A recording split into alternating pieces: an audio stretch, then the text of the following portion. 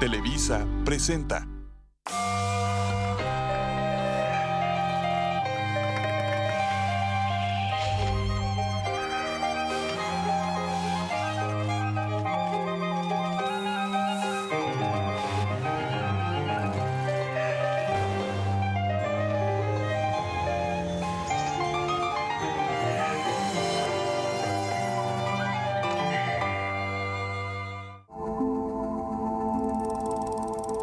Se oyó nada más los balazos. Son calibres pesados y probablemente se haya hecho el uso de alguna escopeta. Yo lo recibí, venían en la ambulancia de la Cruz Roja, no venía muerto. Estas eran gentes que iban con la idea de secuestrar a don Eugenio para fines de lucro. Quienes piensen que esa es la forma de buscar algo bueno para los mexicanos, sepan que están equivocados.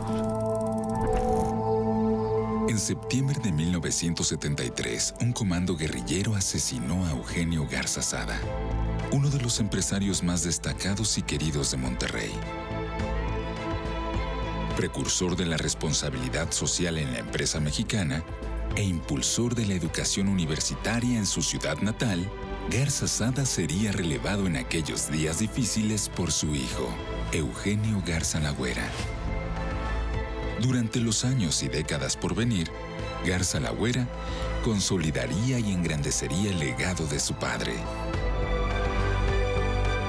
Cada uno en su momento histórico y con cualidades empresariales distintas, las trayectorias de los dos Eugenios representan hoy 75 años de liderazgo en algunas de las más importantes empresas de nuestro país.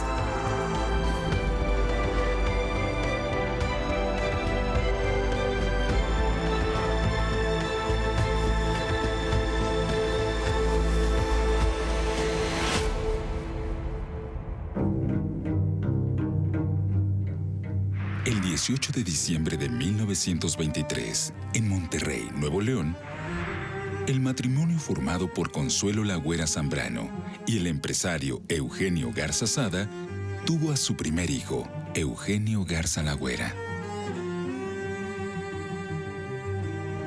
Para 1923, Monterrey tenía 90,000 habitantes. Era la cuarta ciudad más grande del país y por mucho la más poblada del norte de México.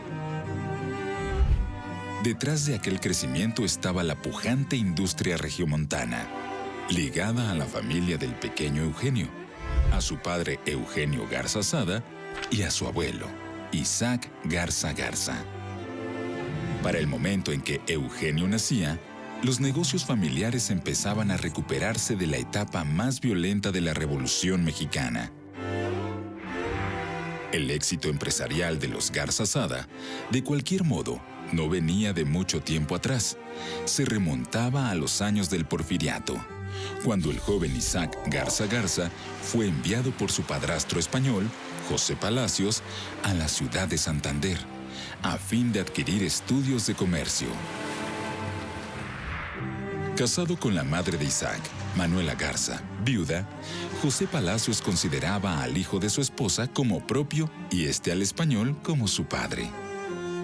A su regreso de la península ibérica, ambos recibieron con satisfacción la noticia de que el joven Isaac formaría parte de la famosa Casa Calderón, a la cual aportaría un conocimiento excepcional para esa época.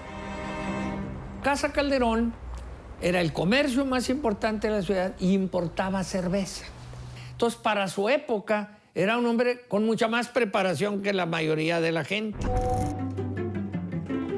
Hacia los últimos años del siglo XIX, la bonanza de Isaac Garza no era accidental, ni pertenecía solo a él o a su grupo de Casa Calderón. Era también la bonanza de Monterrey, favorecida por su cercanía con los Estados Unidos, la llegada del ferrocarril, la llamada paz porfiriana y la presencia de un gobernador con visión de futuro, el general Bernardo Reyes. Lo que hizo básicamente Reyes es primero pacificar el noreste, porque esa fue su misión como delegado de Porfirio Díaz, y una vez que se asentó como gobernador y fue aceptado por el mundo empresarial, tomó una serie de medidas favorables al desarrollo del capital. Un gobernante de esa naturaleza en los tiempos porfirianos fue importante para lo que pasó en Monterrey. Las inversiones se multiplicaron, había la paz que se requería en esa época de tipo porfiriana y cumplió su tarea. Entre 1890 y 1900, con la fundación de Cervecería Cuauhtémoc y de Compañía Fundidora de Fierro y Acero de Monterrey, Isaac Garza, el empresario pionero, trazaría una ruta de esfuerzo empresarial que se extendió más allá de la capital neolonesa y de su propia generación. Tras la Revolución Mexicana, los hijos de don Isaac, Eugenio y Roberto Garza Sada, harían suyo aquel legado de vanguardia industrial, añadiéndole otro altísimo valor, el de saber adaptarse a los nuevos tiempos.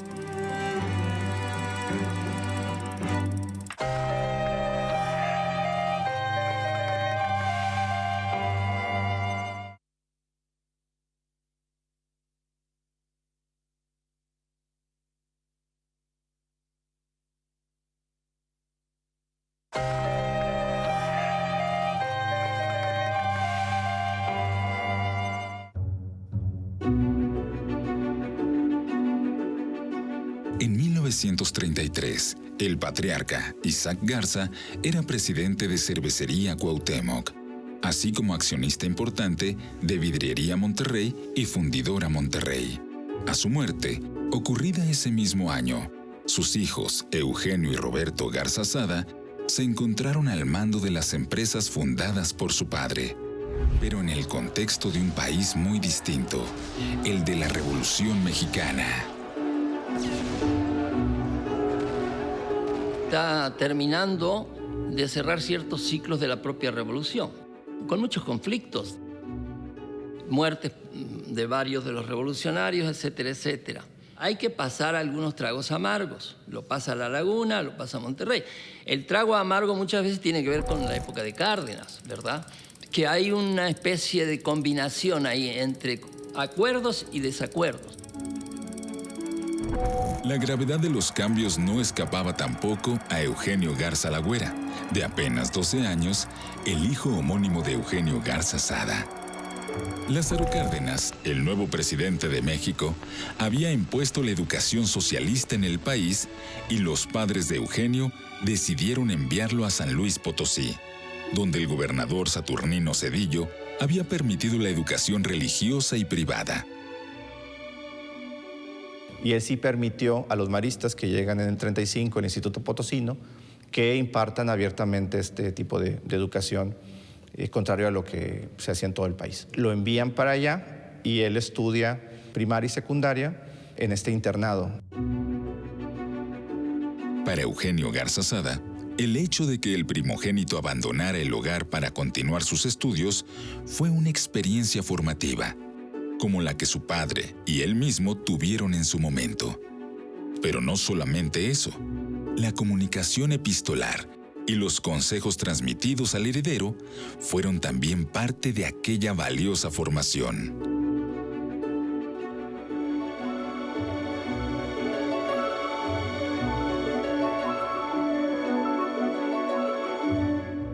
Las primeras cartas que envía un Eugenio pues adolescente o casi niño, en donde le dice: papá, pues necesito dinero para los fines de semana, pues no nos dan las comidas, o a veces salimos y tengo que comprar, no sé, le dice una malteada, por ejemplo, y Eugenio Garza le dice: bueno, ¿cuál es tu presupuesto? O sea, no me has mandado tu presupuesto, no lo he aprobado.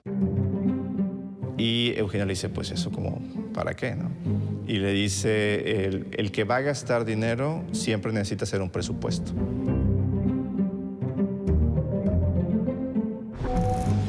Hacia el año de 1940, mientras el joven Eugenio cursaba la educación media y superior en los Estados Unidos, el panorama político en México cambió sustancialmente con el final del sexenio cardenista y el ascenso del nuevo presidente, Manuel Ávila Camacho. Ya desde Ávila Camacho en adelante, viene, como lo dijo alguna vez la Bastida del Campo, hay un acuerdo. Nosotros, los del partido, que ya somos hegemónicos y vamos a durar 60 años más, nos encargamos del Estado. Ustedes se encargan del mundo empresarial. Y ese acuerdo tácito funcionó durante décadas. Para el empresariado regio, y especialmente para los hermanos Garza Sada, las noticias no podían ser mejores. Lejos de las tensiones polarizantes y del intervencionismo económico promovido desde el viejo gobierno, el nuevo régimen propuso unidad nacional, concordia política y desarrollo económico.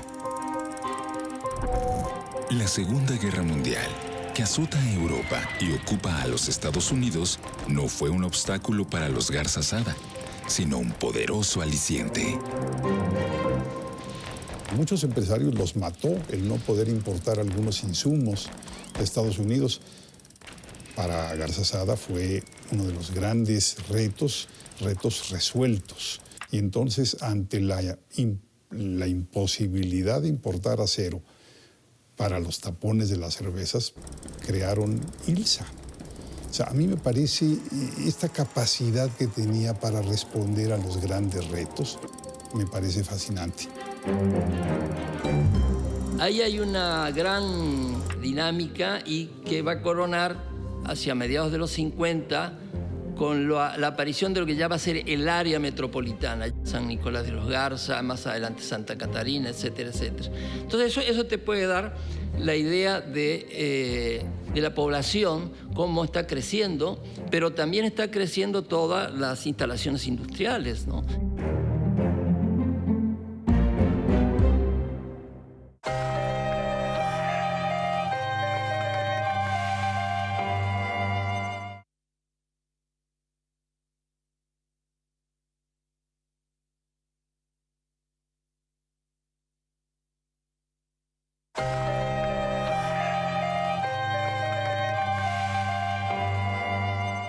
Esta es la ciudad del acero.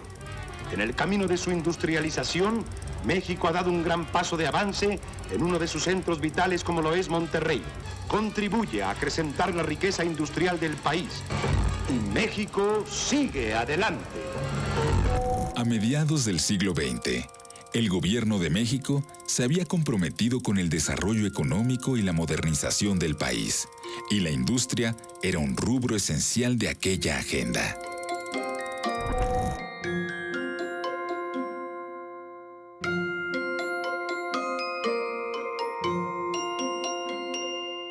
En su natal Monterrey, a punto de alcanzar los 60 años, uno de los principales protagonistas de aquel proceso, Eugenio Garza Sada, estaba literalmente detrás de todo. Está siempre detrás de muchas cosas, aunque él no esté en el primer plano en la fotografía. Él siempre está en la parte de atrás, como perdidito ahí. Pero eso es un indicador, ¿no? Que los que están adelante algo tienen que ver con el hombre que está atrás. Yo creo que fue muy importante y realmente encabeza con equipos toda esta gran dinámica. Realmente es muy impresionante porque es que se fundan centenares de empresas en Monterrey. La modestia de don Eugenio, tanto en la vida pública como en la privada, era sincera. De su formación en el Instituto Tecnológico de Massachusetts, había aprendido el valor del trabajo, el ahorro y el sacrificio personal. Y de la doctrina social de la Iglesia, la convicción de que empresarios y obreros no eran enemigos, sino colaboradores en la tarea común de alcanzar un mejor nivel de vida. Una frase suya resumía esto con exactitud. El respeto a la dignidad humana está por encima de cualquier consideración económica. Fueron los primeros y fueron criticados. Vamos a hacer caso para los trabajadores. Vamos a pagar bien. Vamos a trabajar tales días a la semana, tantas horas. Y por eso, por ejemplo, ustedes ven que nunca entraron los grandes sindicatos nacionales, nunca entraron a Monterrey. ¿Por qué? Porque no hacía falta. ¿Por qué? Porque tenían un patrón y unos trabajadores que se entendían de la misma manera, que tenían un sentido común, que era engrandecer a la empresa de la que vivían los dos. no porque lo ligara a la Constitución, sino porque él sabía lo importante que para las empresas era contar con una mano de obra, con una clase obrera contenta, con buenos ingresos, que pudiera también ser una clase consumidora.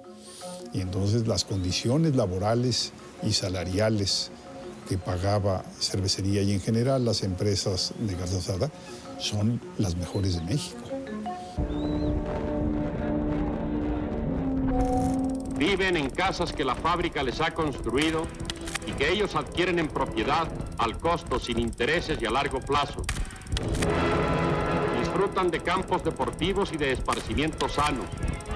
Y para sus hijos, semillas de patria, hay escuelas que la fábrica les ha construido para que en ellas recorran un camino de ascenso hacia causas superiores.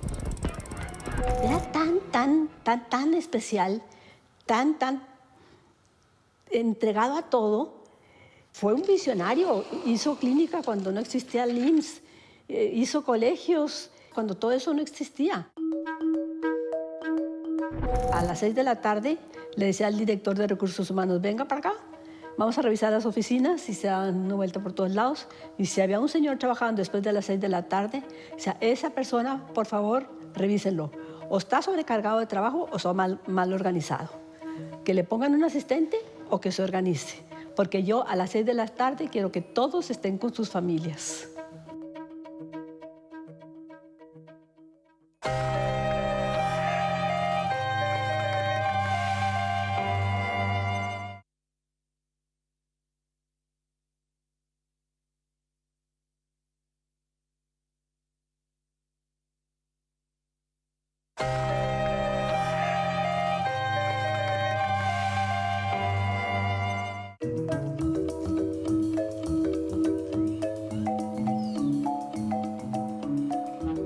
Pocos años después de la muerte de su padre, Eugenio Garza Sada se había ganado el reconocimiento de los regiomontanos como el gran emprendedor que era, pero, sobre todo, como uno de los mayores benefactores que la ciudad había tenido en su historia.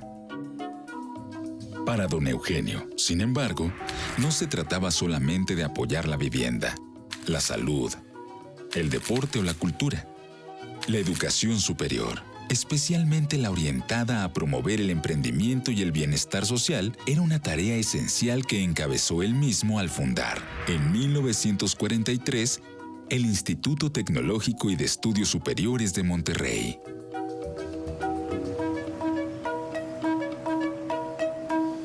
Garzazada se dio cuenta que necesitaba para las empresas, no solamente las suyas, sino para las empresas de Monterrey y de México entero, tener buen capital humano, tener trabajadores y tener técnicos, y por eso creó el TEC en 1943, para tener sus orígenes, porque realmente con la educación socialista, pues el país tendría una educación muy ideologizada, pero no iba a salir adelante.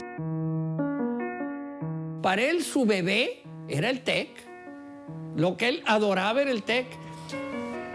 Don Eugenio iba a las 7 de la mañana a revisar el TEC, a ver si todo estaba limpio, a ver si los jardines estaban bien cuidados, a ver si los baños estaban como si él los fuera a usar.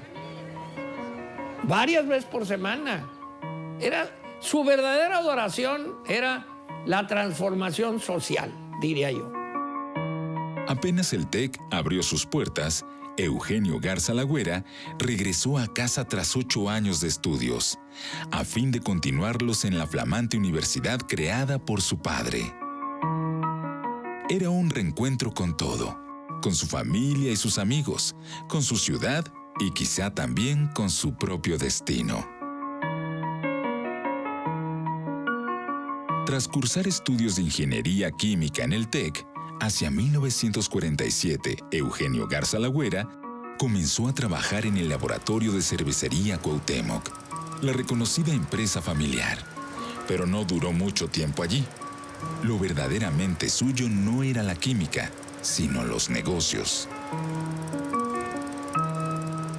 Cervecería, desde que se fundó, siempre fue una escuela para los propios empresarios, pero también un escenario en donde lo que tú tenías te lo tenías que ganar, independientemente de tu apellido. porque había varias familias, había varios accionistas, pero dentro de las propias familias se elegía a quien tuviera los mejores méritos para dirigir la empresa. Para Eugenio Garzazada siempre fue Eugenio Garzalagüera el que debía seguir, pero estaba Roberto Garzazada, el hermano de Eugenio Garzazada, quien creía lo mismo de su hijo. Entonces ellos hacían sus propios emprendimientos, tenían sus propias inversiones y era una forma de asegurarse de que si no había ese lugar en la cervecería, tú ya tenías tu propio grupo o tu propia carrera empresarial. Apoyado en las buenas relaciones del padre, pero sobre todo en su legítima ambición y en su propio talento, el joven Eugenio empezó a descollar en el medio empresarial regiomontano. No era un cultivador de empresas ya establecidas, sino un buscador de nuevas y grandes oportunidades. Él necesitaba retos, y retos, y más retos, y más retos. Entonces, él se puso a formar grupos empresariales. Formó un grupo inmobiliario importante. Agarró Cuprum y lo hizo crecer mucho. Luego pescó York y lo hizo crecer mucho.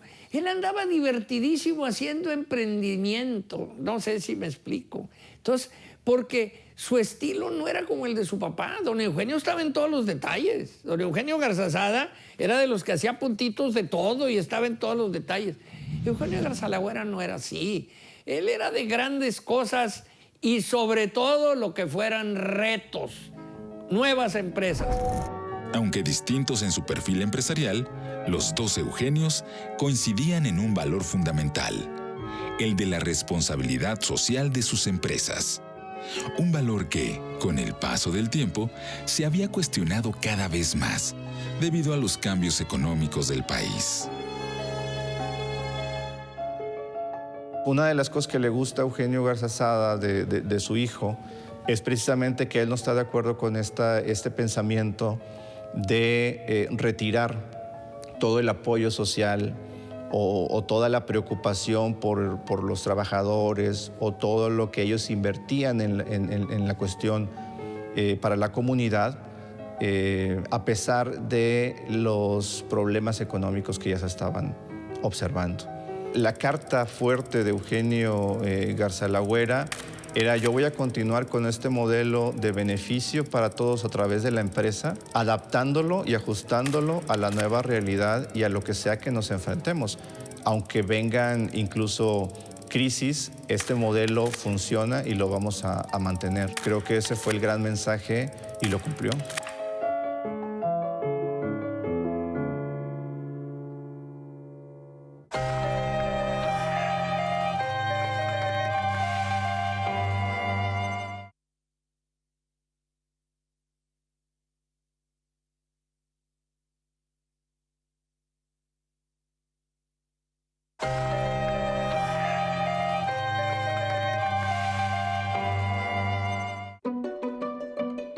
Durante décadas, Eugenio y Roberto Garzazada preservaron y acrecentaron el legado empresarial de la familia, cuyas marcas más notables dieron identidad y prestigio a Monterrey: Cervecería Cuauhtémoc y Hojalata y Lámina.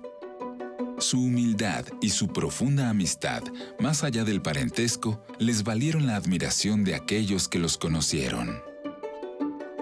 Alguien me preguntaba hace no mucho, bueno, ¿y cómo te explicas esa hermandad y ese equipo tan fuerte que formaron don Eugenio y don Roberto? Y yo les decía, mira, para mí es muy sencillo. Primero, entre ellos no tenían lucha de egos, en lo más mínimo. A ninguno de los dos le interesaba que se dijera que era jefe del otro, para nada. Y eso me tocó vivirlo. Tenían dos oficinas igualitas, idénticas. En medio de ellas dos tenían la sala de consejo. Era fabuloso, era un equipo increíble. Y hay que ponernos en el contexto de que en esa época el grupo de la cervecería era quizá el grupo industrial más grande de México. Don Roberto fue muy activo en la parte financiera del grupo y tenía una relación especial con instituciones financieras nacionales e internacionales. Don Eugenio era una persona mucho más de la estrategia del negocio, la conducción del negocio, el crecimiento del negocio. Entonces ellos tuvieron una relación como hermanos muy bonita y fue una relación muy fructífera. Para 1968, el año de la Revolución Juvenil, don Eugenio tenía ya 76 años y don Roberto 73, en un país en que la esperanza de vida para los varones era de apenas 58. El advenimiento de ideas tan distintas a las de su generación, más la conciencia de su avanzada edad, puso entre ambos un tema complicado: la elección de un sucesor. Que es un año que marca un antes y un después para la vida de Eugenio y Roberto Garzazada, porque el mundo comienza a cambiar muy, muy rápido para ellos, o sea, desde su perspectiva. Intentan entender por qué, sobre todo la juventud, que ellos están invirtiendo para educar, quieren algo distinto a lo que incluso ellos han defendido o representan, ¿no?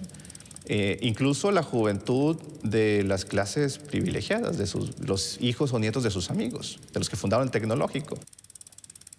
También ya es un tema de edad, ellos mismos empiezan a mirarse al espejo, digamos, y ven que su momento, si no ha terminado, por lo menos está a punto de terminar, su momento de estar al frente de las instituciones, de las empresas. Es algo a lo que se resiste Eugenio Garzazada junto con Roberto, pero sabe que tiene que pasar. Entonces empieza la conversación incómoda, difícil, de ver quién sigue. Eugenio Garza Lagüera era para entonces un respetado empresario de 45 años, a solo un paso de acceder al Consejo de Visa, el prestigioso holding regiomontano. No obstante aquellas credenciales frente al sólido candidato de Eugenio Garzazada, había otro con méritos similares: Bernardo Garzazada, hijo menor de su hermano Roberto, y que para entonces tenía 39 años. También estudió en las grandes universidades, también emprendedor, tenía un arraigo empresarial también muy importante, era muy respetado, se involucró en medios de comunicación, se involucró en otras empresas y sentían que si no estaba por arriba del perfil de Eugenio, por lo menos estaba a la par, ¿no? O sea, por lo menos para considerarse. Y Eugenio y Roberto es el primer y único tema en el que no están de acuerdo. Era una decisión en la que resultaba imposible fallar, y Eugenio Garzazada, más allá de su condición de padre, vio en su hijo las cualidades necesarias para encabezar la sucesión. Entonces hay varias cartas en donde dice de alguna forma Eugenio está listo y lo que necesitamos, además de un líder que haga que el negocio sea más grande, necesitamos un líder que siga teniendo los valores, el respeto a la dignidad de la persona, el hacer esfuerzos porque la comunidad reciba beneficios, el considerar el privilegio como una oportunidad para servir.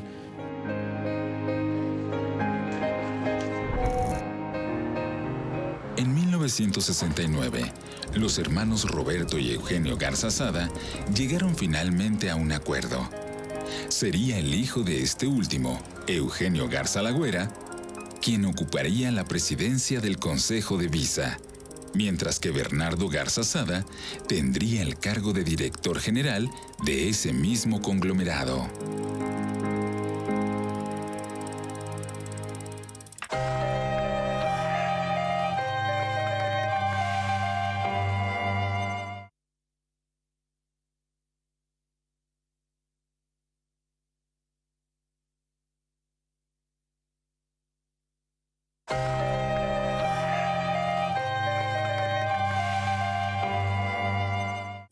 Se oyó nada más los balazos. Ya nada más vimos al señor tirado a media calle. El carro negro, para allá así como esquinado, como que se había ido a chocar contra el cordón de la banqueta. El 17 de septiembre de 1973, a las 9 de la mañana, un comando guerrillero asesinó a don Eugenio Garza Sada, a su chofer Bernardo Chapa y a su escolta Modesto Torres en un frustrado intento de secuestro. Mi abuelo lo mataron el día 17 de septiembre, entonces yo tenía apenas a lo mejor 8 o 10 días en high school en Estados Unidos, y me acuerdo que me llamó mi papá y me dijo que a mi abuelo lo habían intentado asaltar, no me dijo intentado secuestrar, y yo le dije, pues me quiero ir a Monterrey, quiero estar con ustedes. El hombre de 81 años permaneció tendido unos minutos en el cruce de las calles Villagrán y Luis Quintanar, no muy lejos de la cervecería Cuauhtémoc a donde se dirigía. El crimen, cometido por la Liga Comunista 23 de septiembre, que buscaba hacerse de recursos económicos a través del secuestro de empresarios en algunas ciudades del país, conmocionó a Monterrey y a todo México. A eso de las 9 de la mañana, llegan todos los de seguridad, cierran todas las puertas de todas las empresas, nos dicen que no vayamos a salir, que acaban de matar a don Eugenio y que no se sabe si quieren tomar la cervecería. Será un circo espantoso, terrible. Fue muy fuerte, muy fuerte. Voy a casa de mis abuelos, empiezan a llegar tíos, empiezan a llegar los primos grandes y me empiezo a enterar de detalles. Sí, fue muy traumático.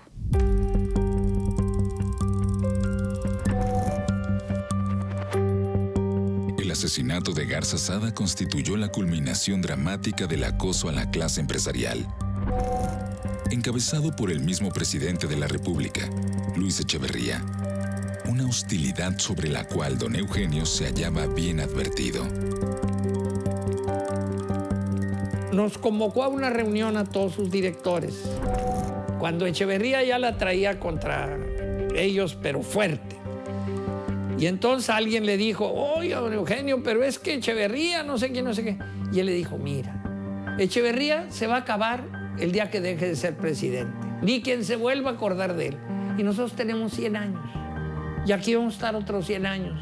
Nosotros somos una institución y él es un individuo. No se preocupen, esto va a pasar.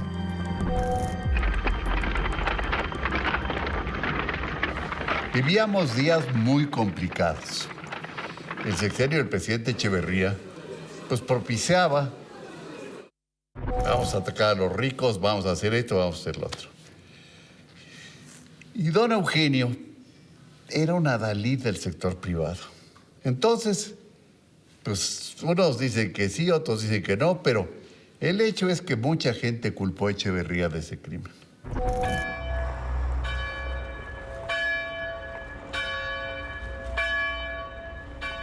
Y nos toca participar en el funeral, en el velorio, acompañar a mi papá, a mis tíos, atrás de la carroza. Todo lo viví. Veo fotos de repente y digo, ahí estaba yo, no me veo, pero me acuerdo dónde estaba exactamente. Muy, muy fuerte, muy duro.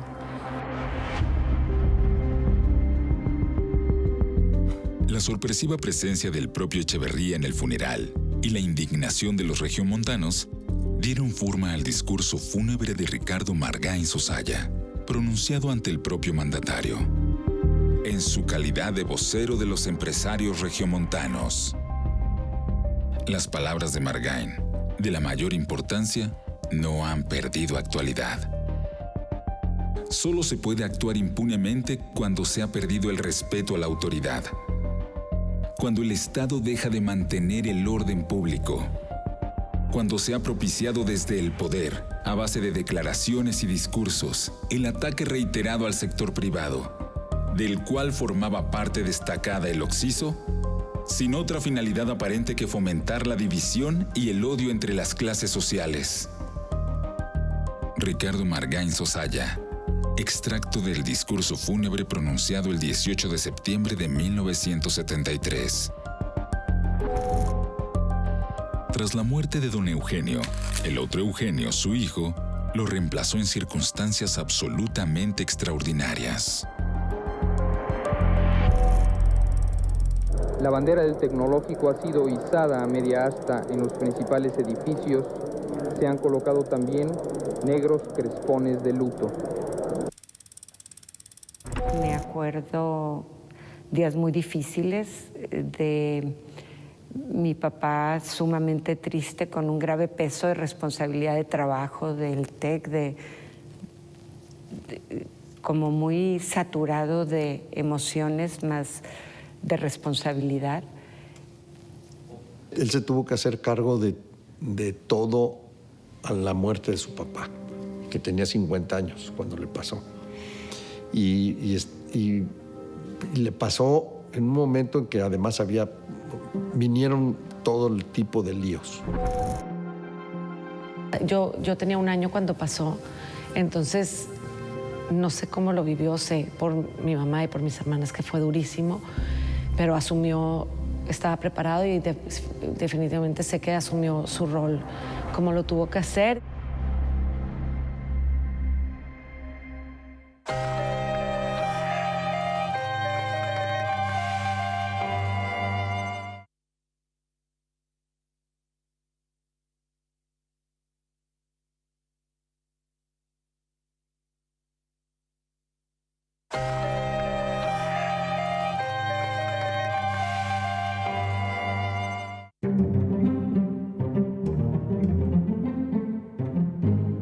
Aunque la división de los negocios familiares era un escenario contemplado ya por Roberto y Eugenio Garza Sada, la muerte inesperada de este último aceleró el proceso.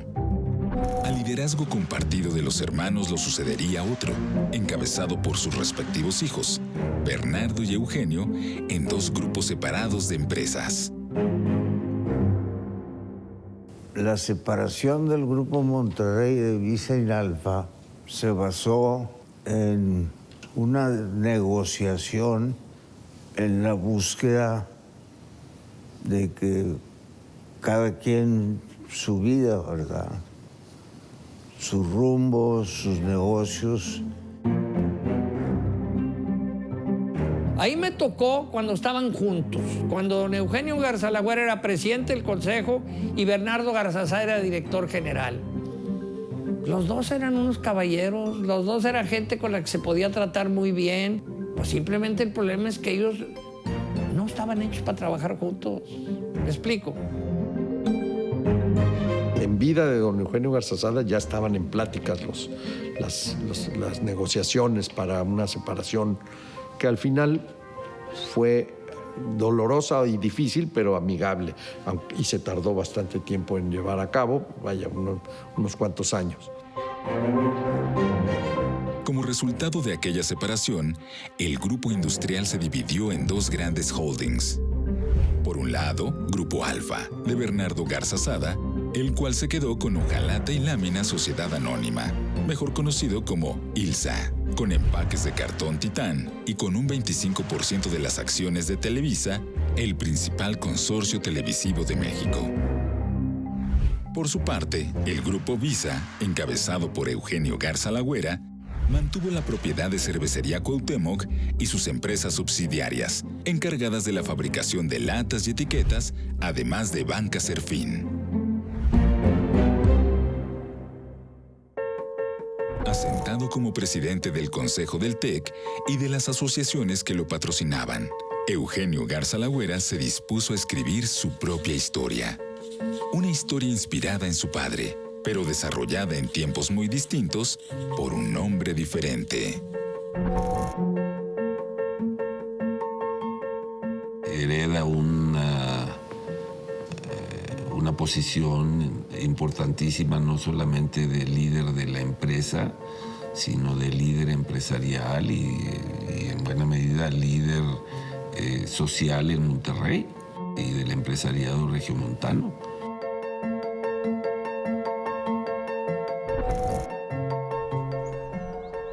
Dice un viejo proverbio de la India Debajo de un gran árbol no crece nada.